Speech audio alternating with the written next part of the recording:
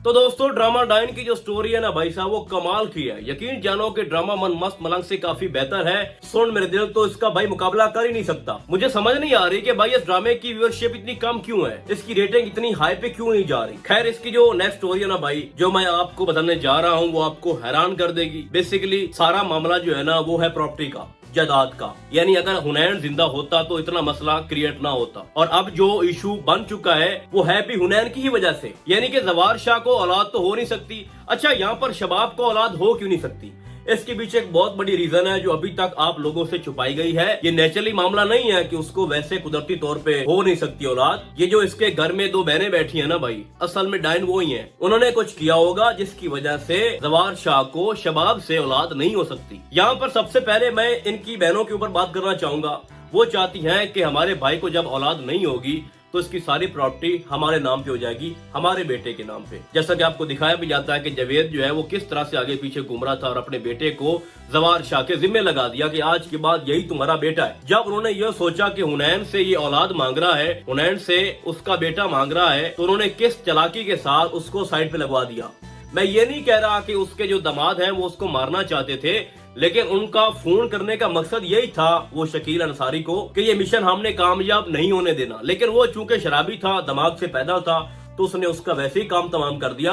अब चूंकि जो आमिर है उसको लगता है कि ये मामला अगर एक्सपोज हो गया कि मैंने फोन करके हुनैन का बताया था तो मैं नहीं बच पाऊंगा, तो बेसिकली वो खुद को बचाने के लिए उसने निकाह भी करवा दिया, उसको घर भी लेके आ गया और किसी हद तक उसको प्रोटेक्ट भी कर रहा है। लेकिन है बहुत नीच, अपनी हरकतों से बाज नहीं आ रहा। और मैं अभी आपको बताऊंगा कि वो नेक्स्ट क्या करने वाला है निहाल के साथ। खैर, अब मैं बात करता हूँ जनाब शबाब की। शबाब देखो, वो तो मोहब्बत करते हैं दूसरे के साथ, और शबाब कभी भी नहीं चाहती थी कि इसकी शादी हो, किसी और से निकाह हो और मैं मोहब्बत को बांटूं, और बड़े अच्छे से इसको दिखाया गया है। अगर मैं शबाब की यानी कि हीरा मानी की बात करूं तो भाई कमाल की इसमें परफॉर्मेंस दे रही हैं। मैंने जितने भी इसके पीछे ड्रामे देखे हैं उससे काफी बेहतर यहाँ पर ये परफॉर्म कर रही है। एक तो उसकी ड्रेसिंग बड़ी अच्छी है भाई, खास तौर पर जो ब्लैक साड़ी में जो वो लग रही थी भाई, कमाल थी ओवरऑल। उसके साथ जो सिनेरियो एक चल के आ रहा है, उसके जो एक्सप्रेशन है, खास तौर पर जब वो बात करती है, यानी कि पूरे माहौल को ना साथ लेके चल रही है जो भी उसकी जिंदगी में अब हो रहा है। तो असल में उसने फैसला ये किया कि अगर ये निहाल के अलावा किसी और से शादी करता है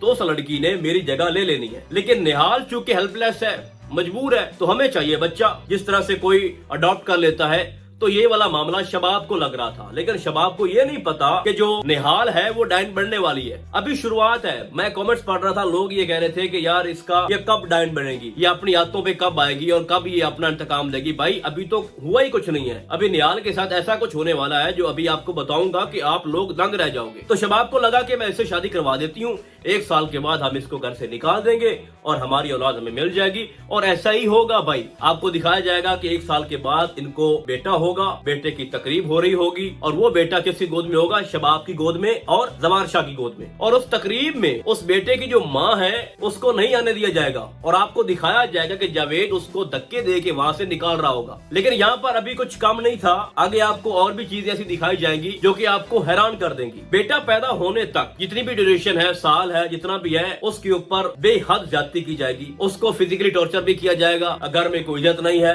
के जो मामला चल रहे हैं उसकी वजह से हुनैन चला गया, उसका बाप जो है वो इतना बड़ा मुजरिम है और एक सौदा हुआ है, वो चीजें समझ में आती हैं। जो भी निहाल के साथ हो रहा है, कोई बर्दाश्त नहीं करता कि एक भाई जिसकी वजह से चला गया हो फिर वही हमारी आंखों के सामने रहे, और उसकी वजह से शाह जवार को अपना भाई जो है वो याद आता है। फिर ये भी काफी नहीं था कि उसका बाप वो भी जवार शाह के घर आ जाता है। तो ये चीजें बियरेबल नहीं है। मुश्किल सूरत हाल है जो जवार शाह जिस चीज से गुजर रहा है, ये समझा जा सकता है, ऐसा नेचुरली है भाई। अब आगे जाके आपको दिखाया जाएगा कि जो शाह जवार की बहनें हैं, फौजिया और जकिया, आई थिंक, वो इसके ऊपर बहुत ज्यादा जुल्म ज्यादती करेंगे। हर जगह पता नहीं क्या कुछ, जैसा कि हो भी रहा है। लेकिन ये मामला आगे बढ़ते जाएंगे। खास तौर पर जो आमिर है वो अपनी गिरौनी जो उसकी हरकतें हैं, उसका जो असल चेहरा है वो सामने आ रहा है। उसने ये बोला है निहाल को कि तुम्हारा शौहर तो तुम्हें मोहब्बत दे नहीं रहा, तो हम किस लिए बैठे हैं। अब यहाँ से ये मामला आगे पीक पकड़ेगा, वो उसको फिजिकली हैरेस करने की कोशिश करेगा। फिर टाइम बढ़ता जाएगा, गुजरता जाएगा, और एक दिन जवार शाह इसके पास आएगा, फिर इनको औलाद होगी, तो बेटा लेने के बाद इसको घर से धक्के दे के निकाल दिया जाएगा।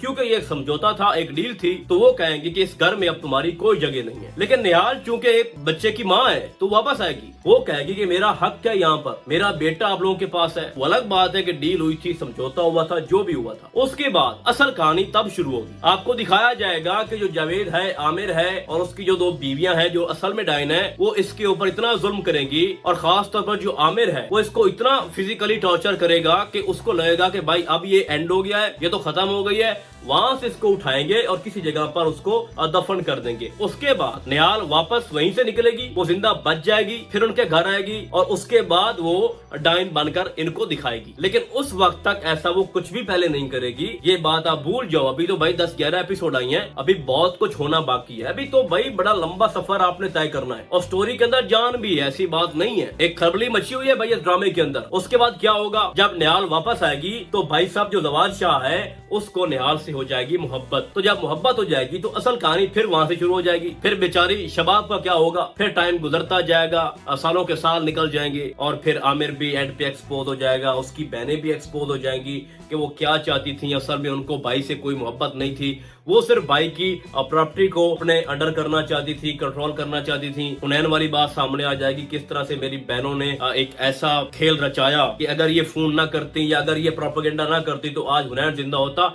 ये सारी चीजें सामने आनी है और ये सब कुछ कौन सामने लेके आएगा, वही शकील अंसारी एक दिन जवार शाह को बताएगा कि जो तुम्हारा दामाद है आमिर, उसी ने ये सब कुछ करने को बोला था। तो भाई ये राज एक दिन जो है वो सामने आना है, ओपन होना है सब कुछ। ओवरऑल ड्रामा बहुत बढ़िया है, इसको देखो भाई। मैं फिर कह रहा हूँ कि मैं हैरान हूँ भाई कि इसकी रेटिंग क्यों कम आ रही है। अगर मैं यहाँ पर महविश इजाद की बात करूँ भाई, तो उसको जो रोल मिला है या जो उसने चूज किया है बड़ा मुश्किल है और उसको परफॉर्म भी बड़े अच्छे से कर रही है भाई, इसमें कोई डाउट नहीं है। बाकी आपको ये ड्रामा कैसा लग रहा है और आपको क्या लगता है कि नेक्स्ट एपिसोड के अंदर नेक्स्ट स्टोरी में क्या कुछ हो सकता है, आप लोगों ने मुझे कमेंट्स में लाजमी बताना है। तो फिलहाल के लिए बस इतना ही। हम आपको बहुत जल्द मिलेंगे किसी और ड्रामे के नए रिव्यू में, तब तक के लिए अल्लाह हाफिज।